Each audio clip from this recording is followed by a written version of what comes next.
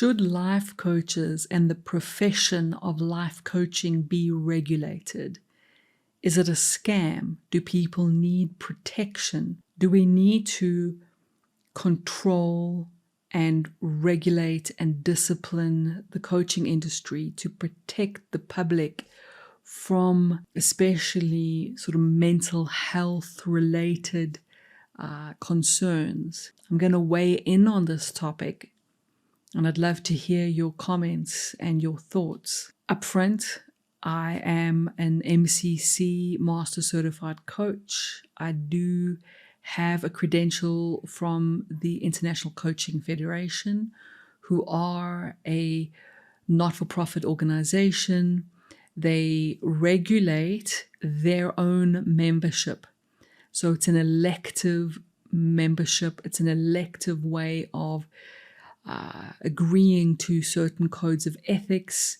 It's an elective way to be tested and measured against core competencies and certain industry standards. I also am the director of education and the author of an ICF accredited program, and I have had my programs and coaching school, InnerLifeSkills, accredited with the ICF since 2012. So I'm very intimately familiar with that part of the world. And so let's just put a couple of things out there as we weigh this up, because I think I caution myself to do the classic plant flag in sand to polarize against another flag in the sand. I think sometimes that's the knee-jerk reaction that we all have. We position against, we polarize against. And certainly almost the culture of the online world can be very polarizing. It can be very antagonistic. It can be very much flag planting, taking up battle positions verbally against and for. And I think there's a time and place for that, certainly, but I wonder whether we then miss the opportunity for deeper wisdom around a topic, and to get the subtle nuances and to really give a voice to the subtlety and the nuances that are important. So to regulate or not to regulate. The voice of regulation comes from a positive intention. It's a big part of one of the big teachings that I include in our coaching programs is this idea to excavate or to look for the valid reason behind that's motivating someone's behavior. And this was actually a technique or a concept put forward by the psychologist Milton Erickson. And it's very, very helpful, especially in conflict situations or any kind of flag planting, as I call it. So on this one side, which is there are a lot of con artists, there are a lot of people calling themselves coaches, creating brands and pulling the public in, almost asserting that they can help, getting into the muddy waters of mental health, touching into topics going beyond the scope of classic coaching, starting to cross boundaries into the territory of therapy, counseling, which really, if you look at it, I mean, there's lots of subtle other things, but some of the biggest boundaries are diagnosing, treating, prescribing, and in some countries and states, it's even a criminal offense to diagnose, prescribe, and rightly so, and treat. And then there's these gray areas where is the line between diagnosis and talking about a topic that has a blurry edge? Where is treatment versus consulting versus coaching? And that's where this flag starts to show up, is this genuine positive intention to call out the very classic abuse of a voice for something, the one night or overnight success story, put your lemonade out there and sell it to anyone. And I totally get that. Myself, when I look at some of the voices and some of the tone of the world of life coaching in particular, and perhaps business coaching as well, it can feel unnatural, and it can sometimes feel like it's out of alignment with some deeper part of us that is called a conscience, that is called, I think, that which really can feel where we break dharma. Dharma is a Sanskrit word for the rules of life that I think we have built into us as conscience. And if we have a sane mind, we feel that. We feel a break in dharma. We feel when something is out of line, when something isn't honest, when something isn't the truth. So yes, I think it's an appropriate feeling to know that that's not okay, right? It's not okay to lie. It's not okay to misrepresent. It's not okay to step into territory that one is not qualified for. Absolutely. But I wonder about, I'm going to use this word, a tendency to do a whack-a-mole thing. You know that game where in an arcade where these little plastic things pop up and you're meant to, with a mallet, you hit them, and it's called whack-a-mole.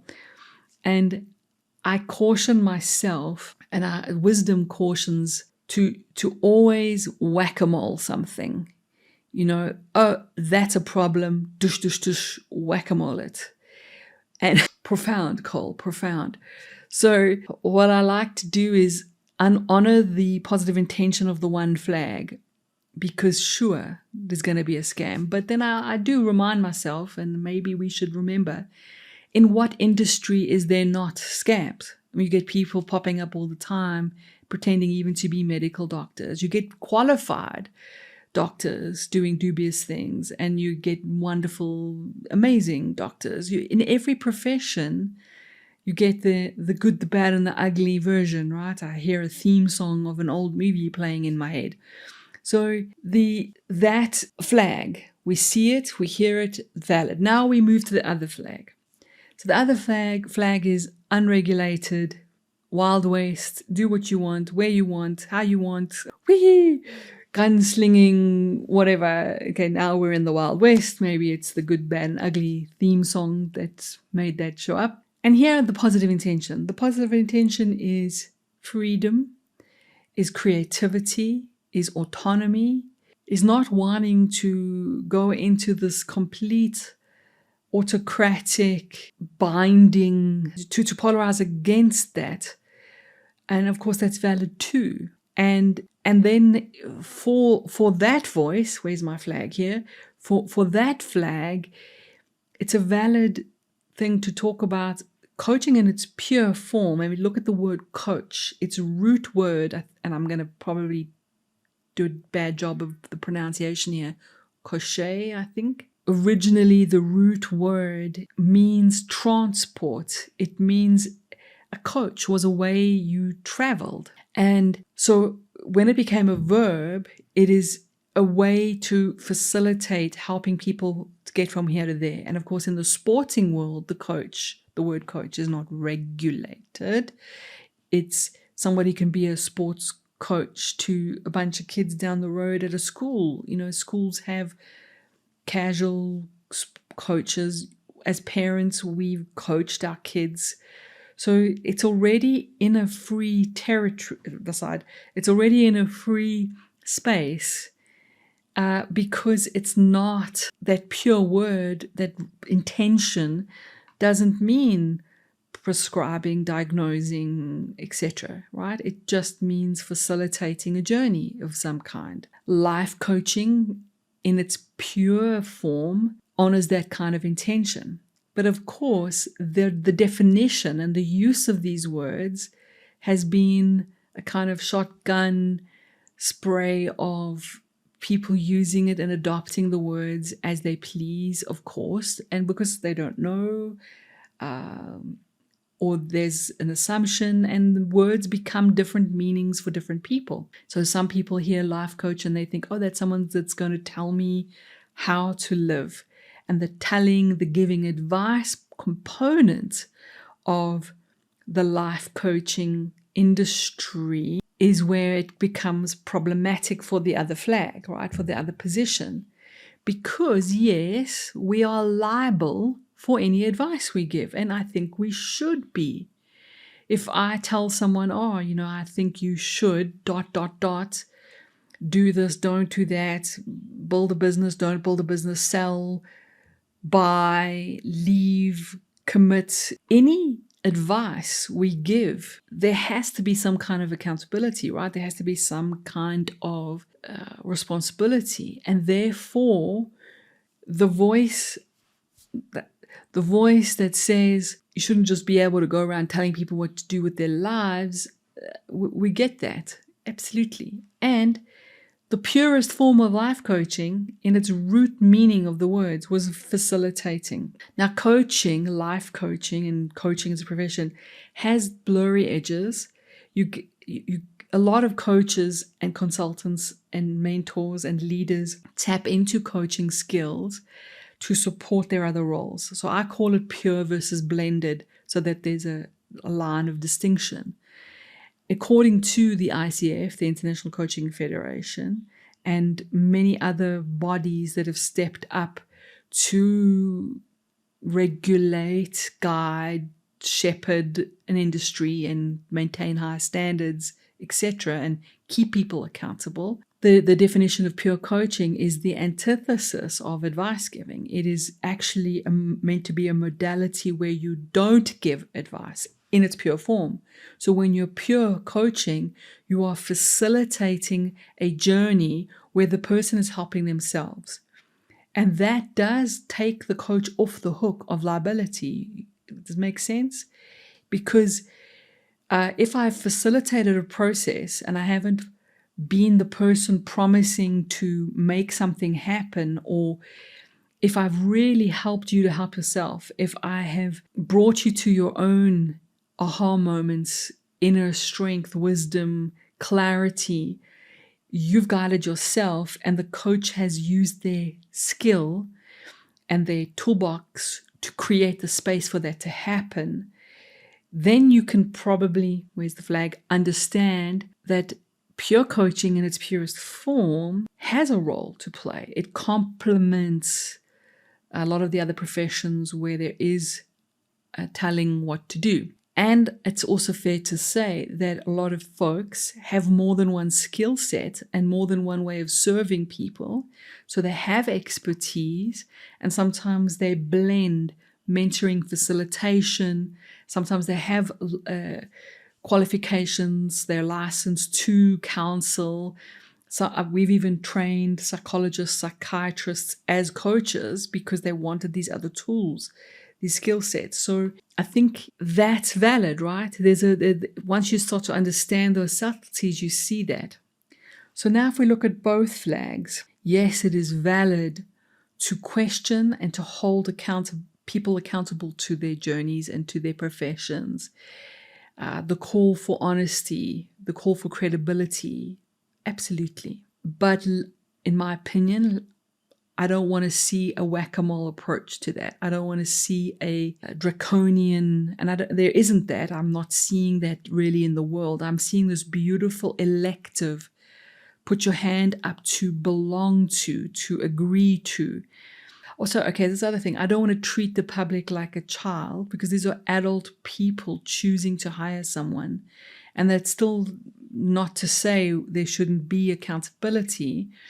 But I like to treat people with a sense of, if the industry is maturing, be discerning, perhaps do your homework, because I like this other flag too. In fact, I like both flags. I think wholeness and wisdom is about seeing the best of both flags. And I know it's a paradox, and I know the mind always wants to pick a flag, but I don't know if that's always wise. And for me, wisdom is seeing both flags. So getting good credentialing, getting good certification, and being free to mix and blend with other expertise where it is necessary, declaring that, being honest and being creative and flexible. And somewhere in that, I think, is a wisdom-led approach that is focused on being of service at the highest level. And I welcome your comments, but yeah, that's my little soapbox, and I will now climb off soapbox. That's those are some of my thoughts on the regulation. I don't ever want to see it highly regulated in any kind of draconian way. I like the elective approach, and I love the freedom that this industry also gives us to be creative, autonomous, to breathe into our natural intuitive expression. And that's a good sweet spot for me, at least. That's my opinion.